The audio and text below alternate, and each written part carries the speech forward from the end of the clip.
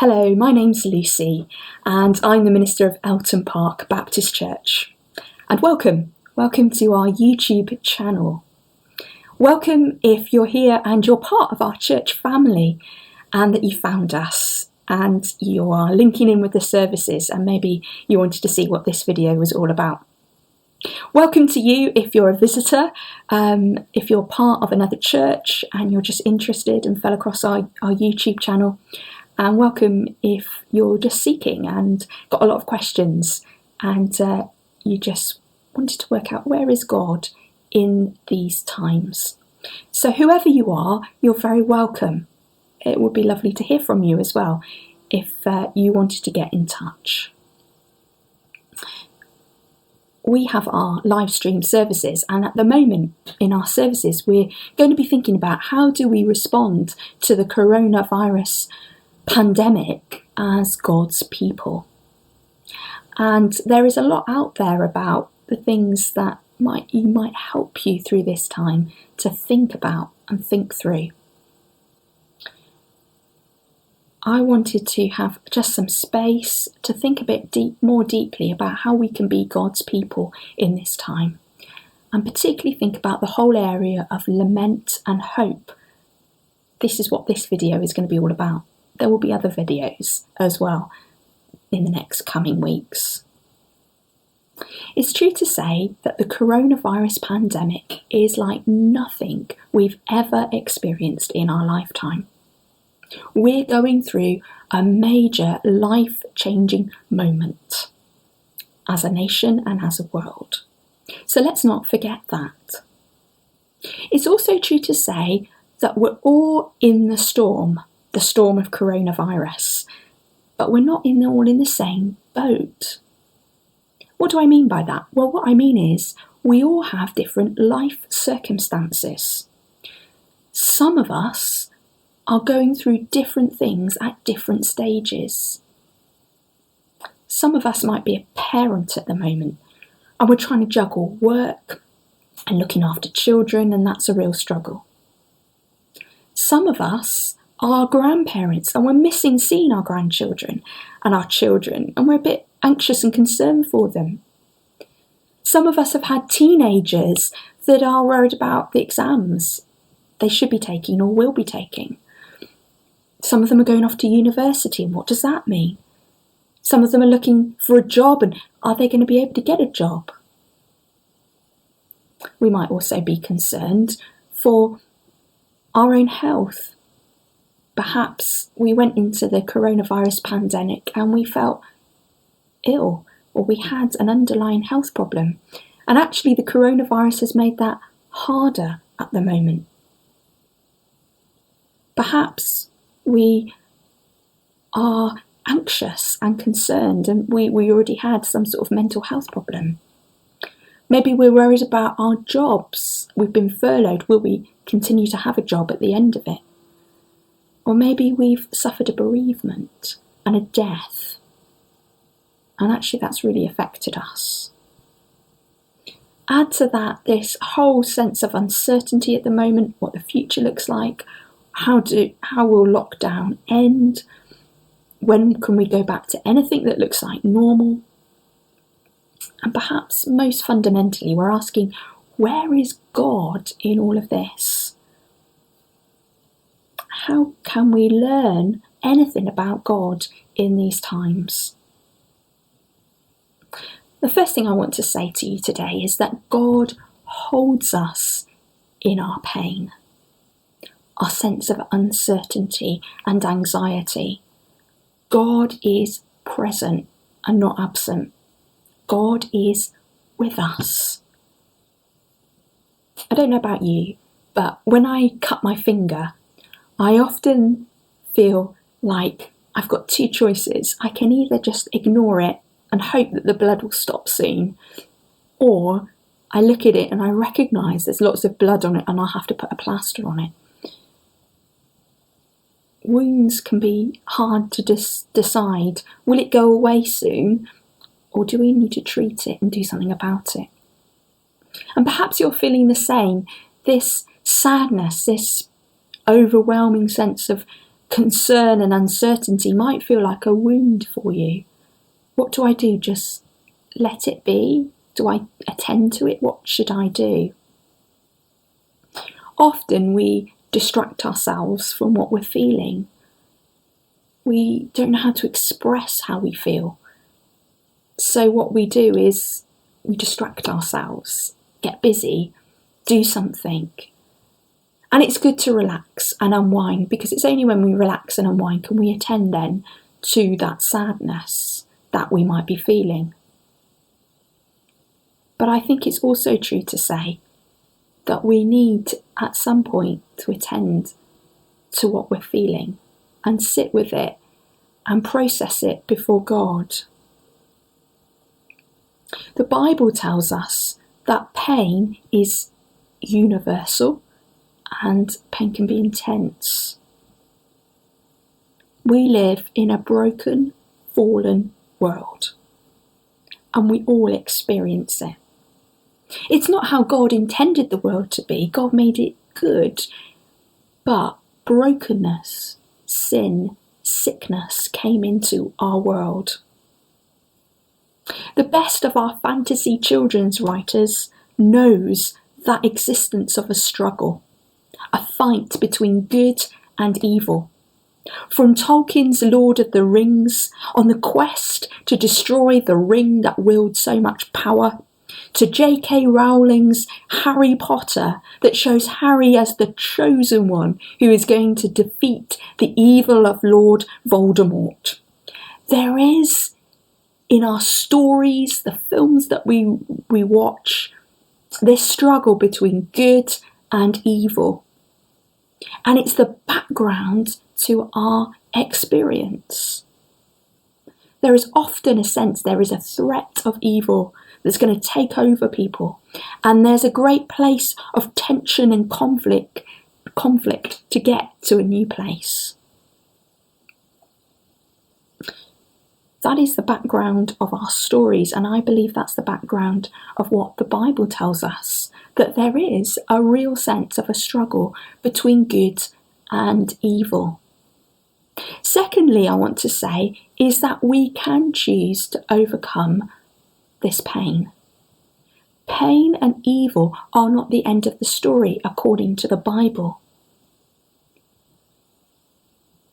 Our stories that I've talked about, like Harry Potter and Lord of the Rings, talk about a sense of needing to confront an evil, either through the skills and gifts of others, or there's an element of something that's coming out of our normal human experience, something that comes from beyond, to actually deal with the issues that these people are experiencing.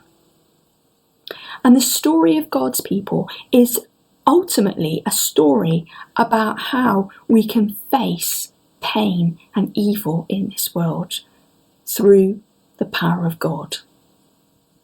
Elizabeth Elliot, a missionary, said this: "In my own life, I think I can honestly say that out of the deepest pain has become the strongest conviction of the presence of God and the love of God." Here she's saying, even in the deepest pain that I've experienced, I've also experienced God's presence with me and God's love for me. We can choose either to allow that pain that we experience to make us bitter and angry before God, or we can choose to allow it to teach us and to get deeper and closer to God. We're not helpless victims, but we can choose to grow closer to God through that pain. And it starts by feeling that pain and allowing that pain to teach us and grow us. So how can we feel that pain? And how can we feel that pain in the presence of God?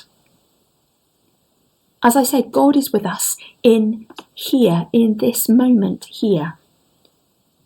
God is not just in the past or in the future, but God is in this presence now.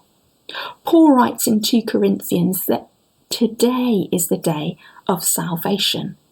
God's favour is for today. And God is found in today, in this moment. How do you do this then? How do we hold our pain before God of who He is? Well, I believe God has given us this opportunity through psalms, through songs, through poems. But greatest of all, it's come through the Bible. The Bible talks about this language of lament, of feeling grief and sorrow. So that's where I want to turn to next.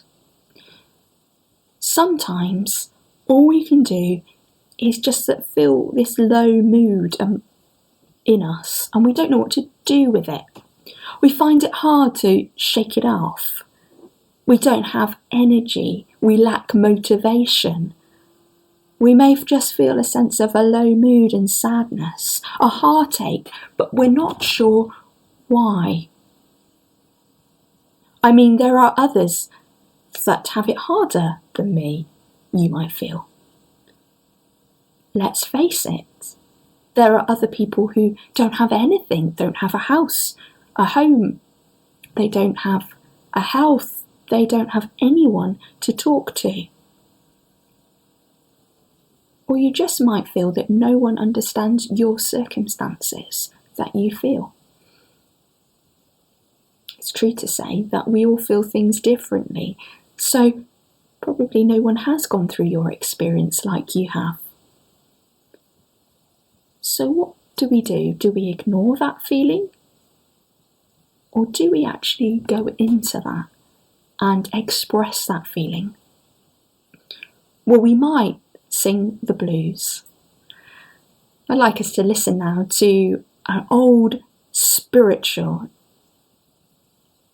of the words that nobody knows the trouble I've seen.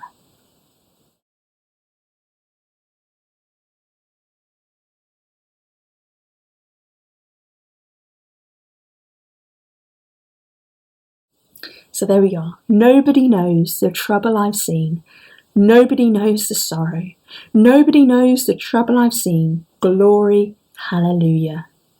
Nobody knows the trouble I've seen. Nobody knows but Jesus.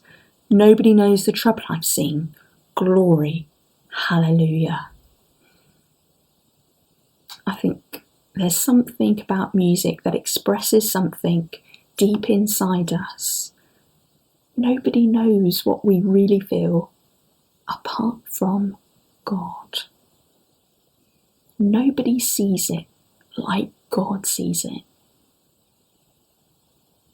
Here is an expression of sadness and sorrow before God. It is a lament that only God can really truly understand what we're feeling right now. Or we might like to have something a little bit more contemporary. Here is Coldplay singing Fix You.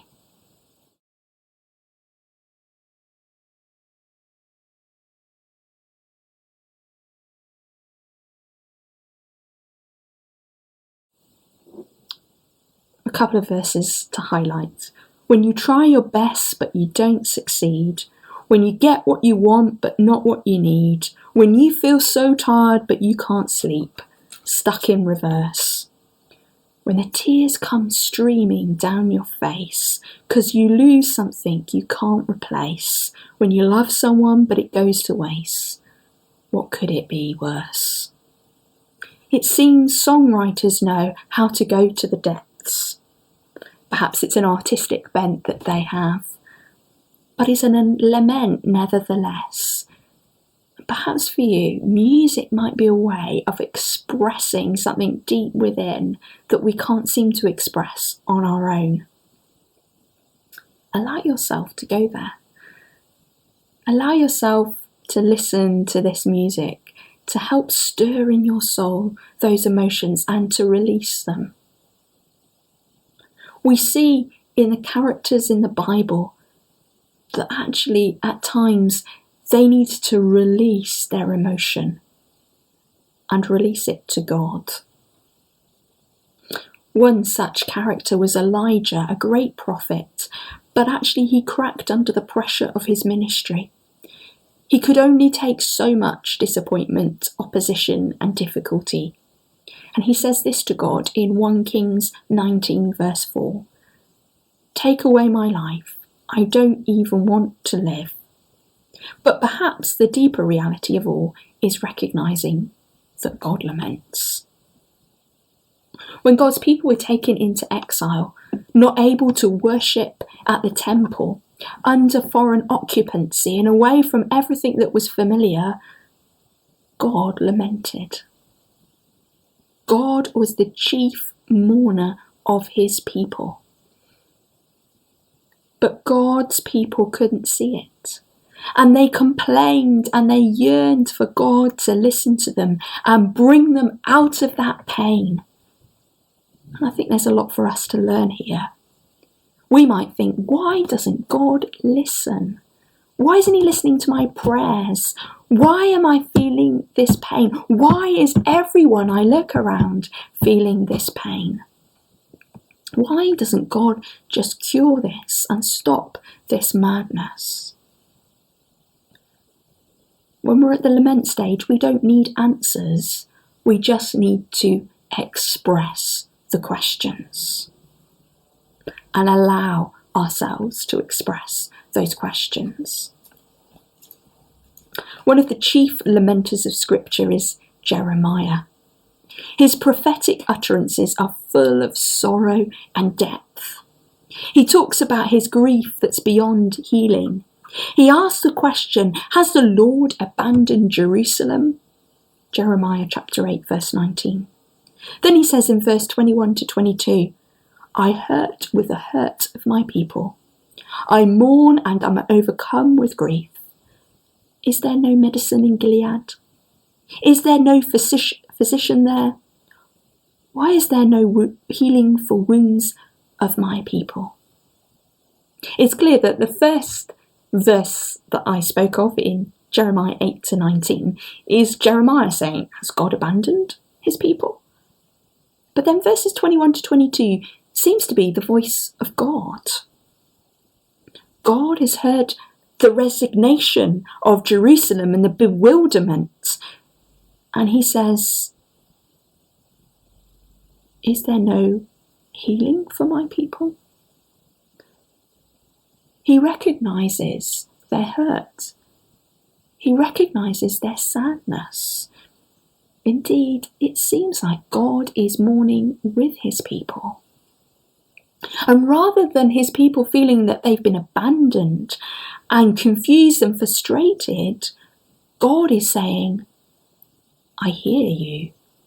I feel the same. I understand the confusion and the pain that you're feeling. God is saying that today to us.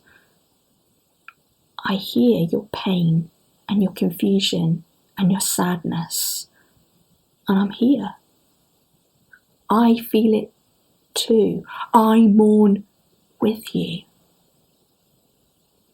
In the words of Walter Brueggemann, God's people in exile is learning to cry because of a newly discerned need for risk and vulnerability. He says this, the loss is now real, embraced and acknowledged. God's people needed to learn to be vulnerable before God and express that feeling of sadness and disappointment. When all is stripped away, all we have is raw honesty towards God. We need to learn to talk openly towards God about what we're really feeling about coronavirus, to express that pain and that anxiety that we feel, to name it before God.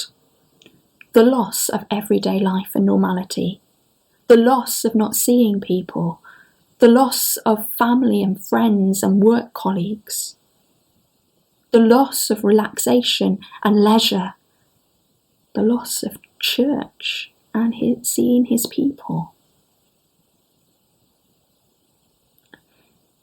It's in this place that we learn that we're unprotected from disease, death, and actually our lives are very fragile and vulnerable.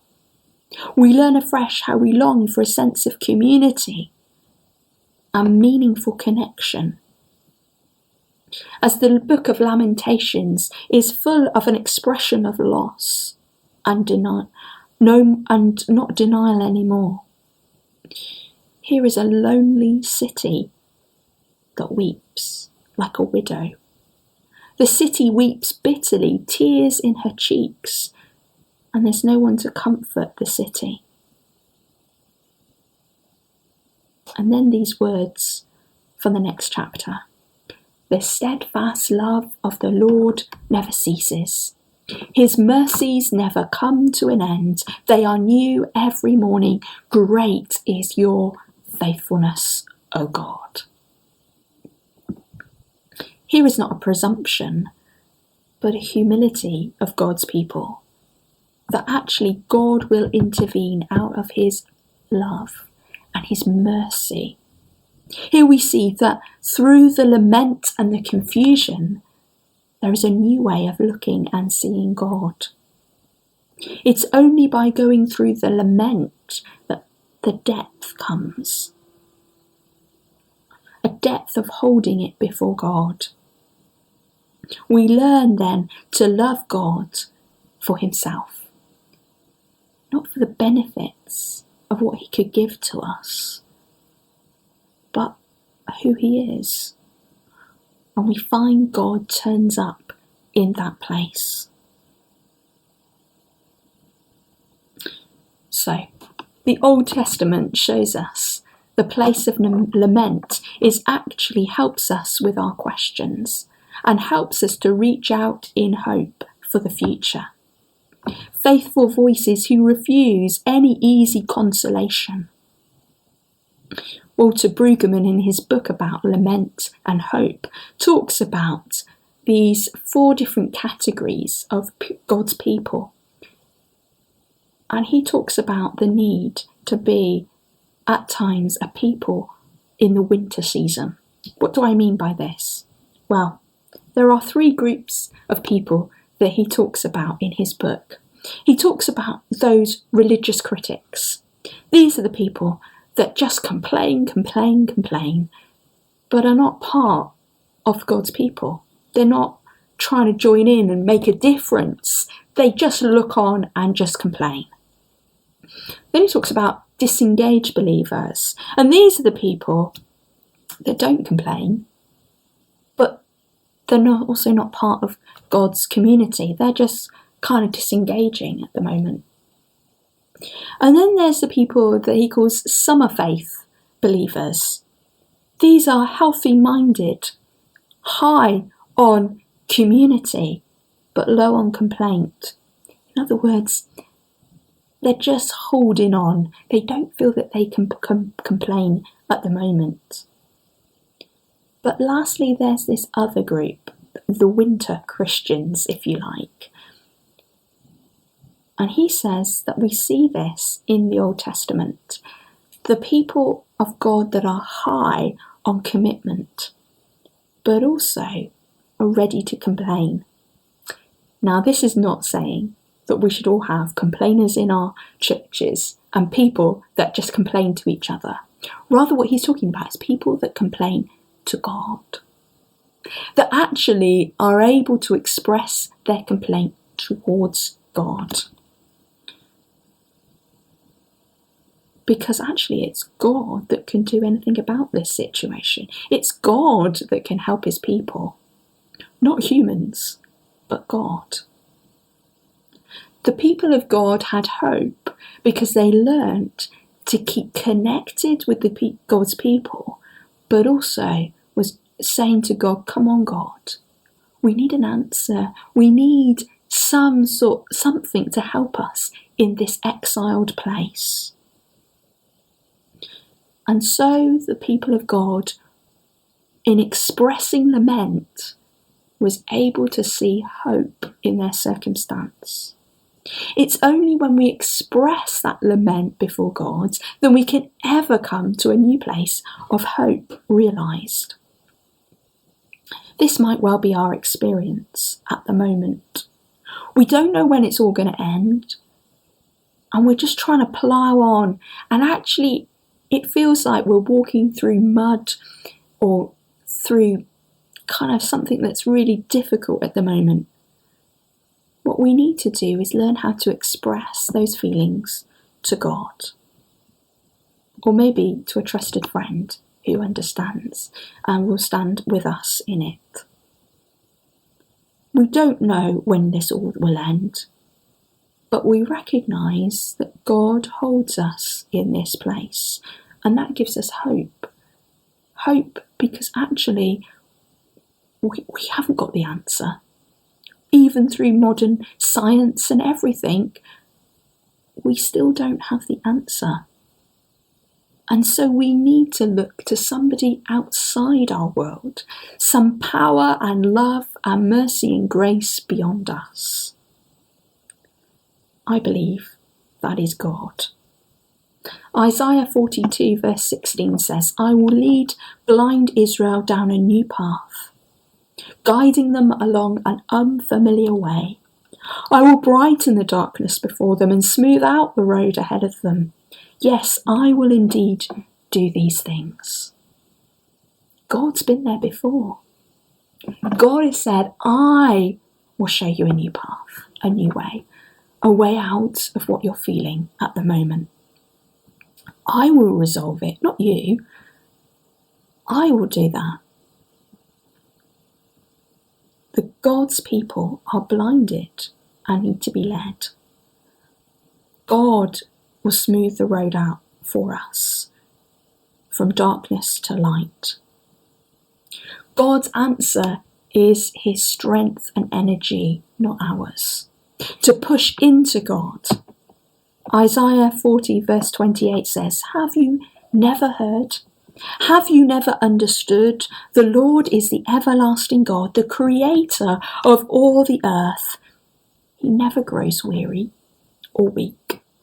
No one can measure the depth of his understanding. He gives power to the weak and strength to the powerless." I need to recognise I am weak and I'm weary. But God is the everlasting God. He's the one who empowers us. And we need to come to him, come to the end of ourselves and find strength in him.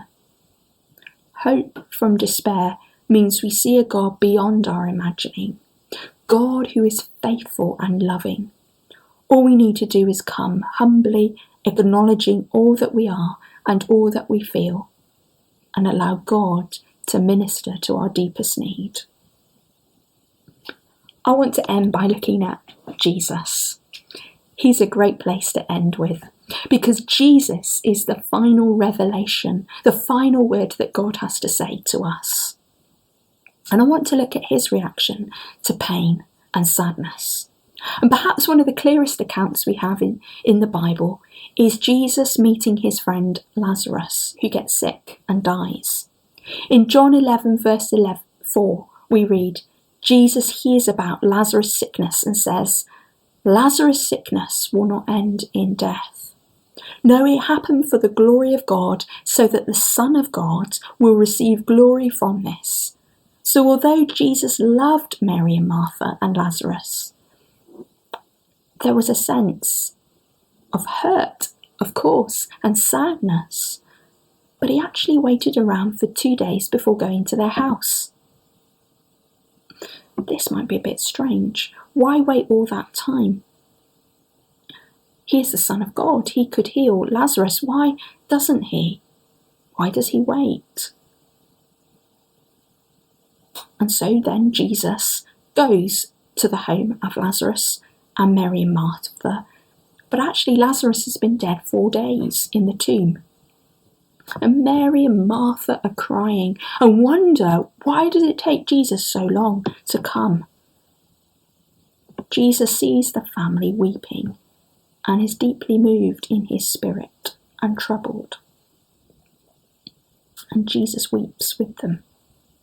Here we see the vulnerability of God, his love, and he weeps for his friends.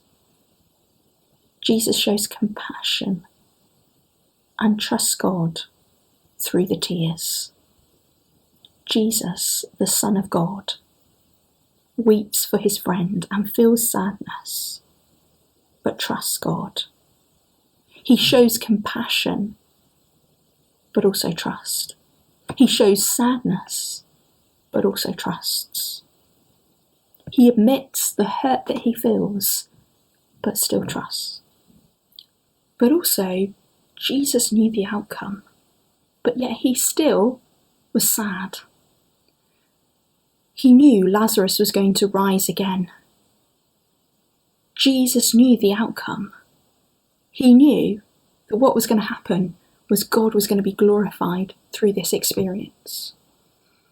And what happens is, well, Jesus speaks over Lazarus and prays to God that he might rise again, and he does. He comes out of the tomb, and there is hope again, and people rejoice and give thanks and praises God that Lazarus rises from the dead. We know the end of the story as Christians. We know that death is not the end and there is hope beyond it. We know that God wants to bring resurrection and new life and hope to us. We know God is in control, just like Jesus did. But we also are like Jesus, and it's okay to weep and to cry and actually to still trust God in it with the outcome. Jesus speaks to us clearly that in him there is both a sense of suffering and lament, but also hope and new life, and that he reigns over all sickness and all death. Both are true at the same time. And so when we lament and we cry, we do so as not people without a hope, but with people with hope. Hope that actually new life comes from death. That sickness doesn't have the last word. And death is not the last word, but there is hope beyond it. So where is God at the moment in the coronavirus? He's there in our deepest pain and sadness, in our lament, in our vulnerability. But he's also there meeting our deepest need, showing us hope, showing us new life, showing us that one day there will be an end to all this. God who wipes away every tear from our eyes. God who's able to show us glimpses of hope, even in these days. I hope that you find that as you express that to God, and you find the God of all comfort for you. Amen.